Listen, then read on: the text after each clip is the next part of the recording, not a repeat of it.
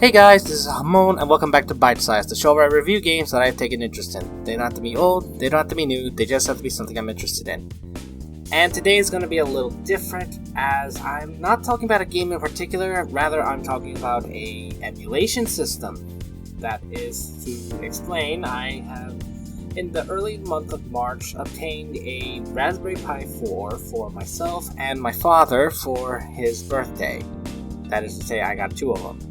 Now, the Raspberry Pi 4, if you're not aware, is a essentially mini computer that you can make into a working computer, or a sound system in my dad's case, or a gaming system in my case.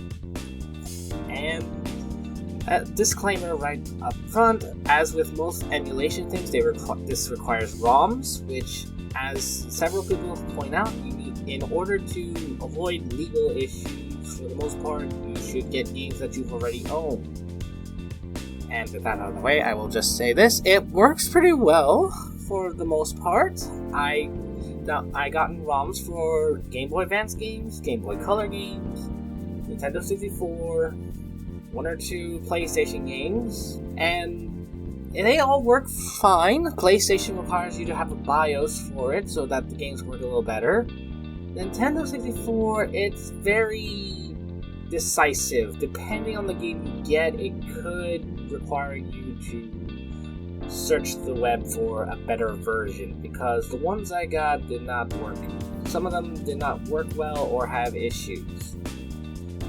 So yeah, you just need to be very aware of where you're getting it from and how, and whether you need to fix it or not. In any case, the only major issue I had was when I was trying to load these ROMs into it, because depending on where you get it, the files will not be the correct ones, and therefore when you load them into the Pi, they will not show up at all. So yeah, I would suggest really looking into it before you dive into this hole. Or rather, I would suggest looking into Raspberry Pi 4s before diving into it in general, because regardless of what you want to do with the Pi, I would suggest making sure it's something you want to do, because depending on what you're getting and how you're going to approach it, it could get very expensive. But, like I said, it's definitely an interesting thing, and if you want to do the Retropie, I would definitely say go for it. But there's another OS system that I actually did try called the Recall Box, and that works just as well.